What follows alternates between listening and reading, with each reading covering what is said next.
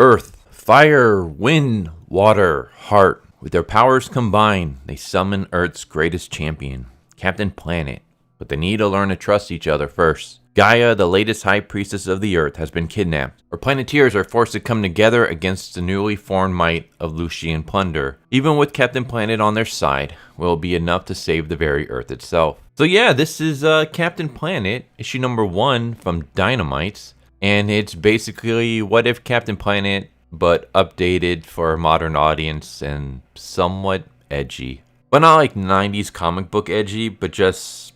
Well, for example, we start off with Gaia running through the woods as a bunch of soldiers try to shoot at her with guns. So, yeah, we're starting right off with attempted murder. And of course, she's using the power of the planet to protect herself. But it starts becoming too much. At some point, we get helicopters showing up. And she's like, all right, well, there's only one thing I can do to hopefully save the world.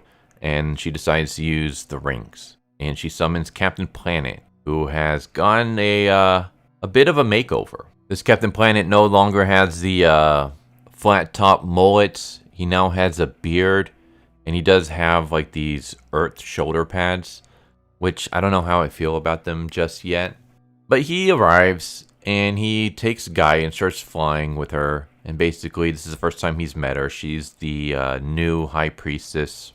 As they're flying, he starts using his powers to basically protect them. So they start shooting what looks like a bunch of darts at the two, and he uses like an ice shield. He uses a flame arm to scatter the helicopters. He uses electricity to drop them onto trees. What are the chances that he's going to be able to shut down the helicopters, and rather than crashing to the ground and exploding, they instead land in trees very, very safely? He does still have his whole, I protect the planet, and if there's anything I hold sacred, it's that no one dies.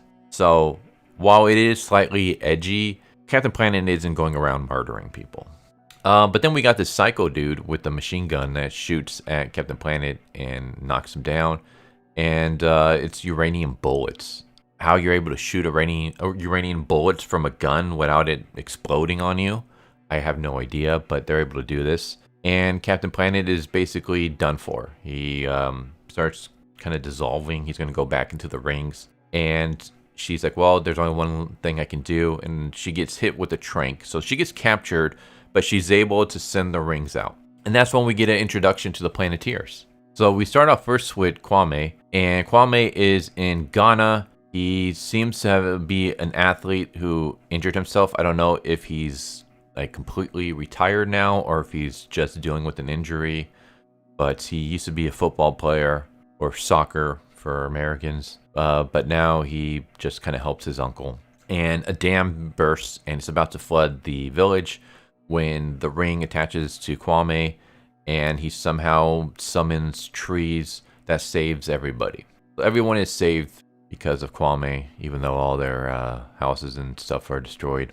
Then we cut to Detroit, where we have a bunch of electric vehicle haters burning down a car company because they're switching over to green tech. And I couldn't help but laugh at this because I'm just thinking to myself, in real life, we literally have people going around burning down, car companies and cars and stuff. But it's not diesel cars that they're burning. It's electric vehicles, specifically Tesla. So here in the comic, we have a reversal where we have people burning down a diesel car company because it's switching over to electric. It's switching over to green tech. And the people here are pissed off because they're losing their jobs.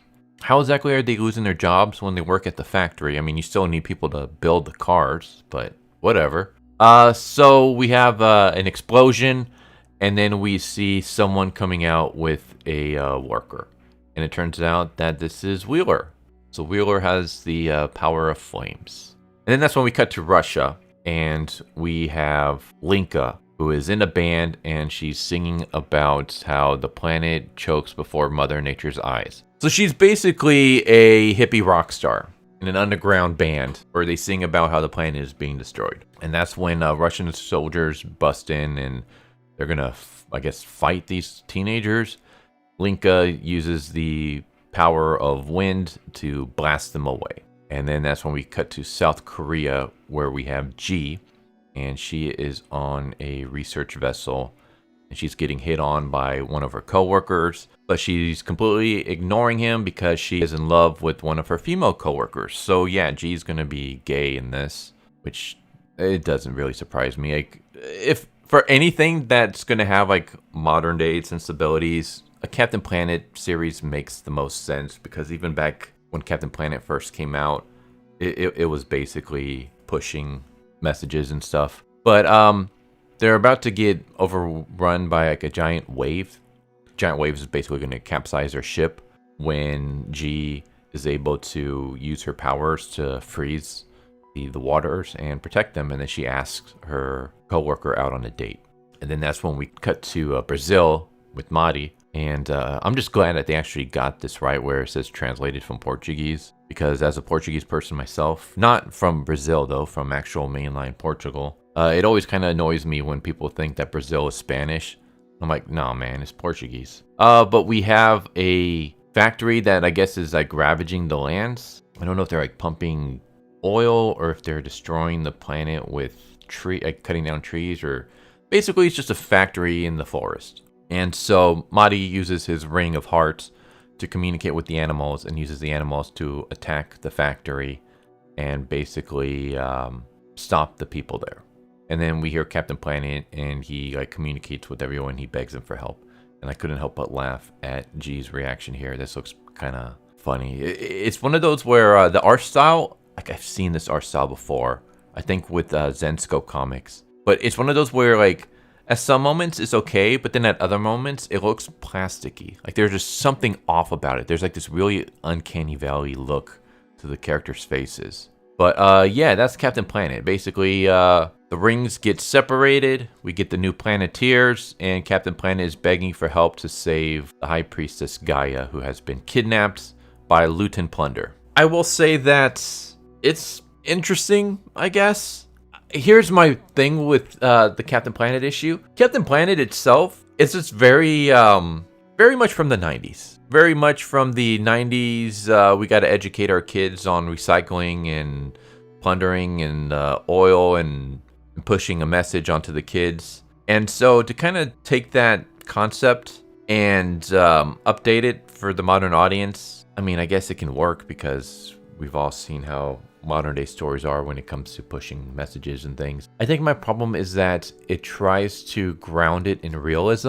And I'm like, this is Captain Planet. You got a blue skinned, green haired mullet dude being summoned by a bunch of rings from the Burger King's Kids Club to fight people named Lucian Plunder, Dr. Blight and stuff. Just go ham with it. I don't know if you can ground Captain Planet in reality. Like trying to make it more realistic, it's just kind of weird to me. It would be like trying to take biker mice from Mars and then make it realistic and try to like ground it in reality, when it's like, these are 3 anthropomorphic aliens from Mars that look like giant rats, and they ride around in motorcycles. Like, just go nuts with it. That's kind of how I feel about Captain Planet. Like, we should just be going nuts with it. Just take this really crazy, bizarre, over-the-top concept and just go ham with it. But no, instead they're going to try to ground it in reality. So I'm interested to see how that goes. One thing that I did find kind of annoying was how pretty much everybody, except for Kwame, I guess, knows how, like, they're not surprised by the rings. Like, they have these powers, like the rings, they just get granted these rings, and all of a sudden they like are completely fine with it. Like, Kwame is kind of freaking out. Like, he gets the ring and he accidentally summons the trees, and he's like freaking out as this is happening. Meanwhile, Wheeler, he seems to be totally fine with the ring that he has. He seems to know how to use it. He's running into a building that's like about to explode, and it does explode, and he's able to be just fine. Linka, like, she uses her winds to blast away soldiers, and she's just like completely doing like a badass pose and stuff. Like, you've just reaped the whirlwind. Like, she literally says this. G already knows how to use like her powers. There's a giant wave about to knock over their ship, and she just calmly freezes it. And she's like, yeah, I have these powers. So what? Want to go on a date? And then Mari knows immediately how to use his ring to talk to animals and stuff. It's like, I don't know, it would have been nice to see them kind of struggling. Like, at least Kwame, we have that, where he uses his rings by accident. And he's still freaking out about it. But everyone else seems to be completely chill with these new powers that they have. And I don't know, like that just seems a little bit off. Like if all of a sudden a ring just manifested on my hand and it granted me some kind of elemental power, I'd be kind of freaking out. I'd be like, what the hell just happened?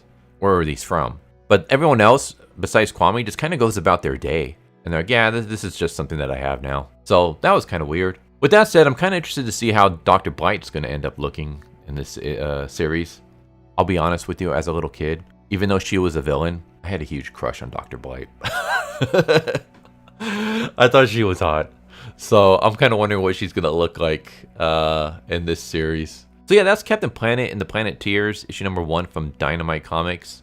Basically, we're taking Captain Planet, we're setting it in a modern day setting with a modern day audience, kind of edging it up a little bit and trying to ground it in reality. How that's going to go, I don't know. Guess we'll find out, but there you go. Hope that you enjoyed. Hope to see you next time. Take care. Later. Thank you for watching my video. I hope you enjoyed it. If you didn't, I still want to thank you for watching it this far, and I hope the next one is more to your liking. With that said, thank you once again, and I hope you guys and gals have a good one. Later.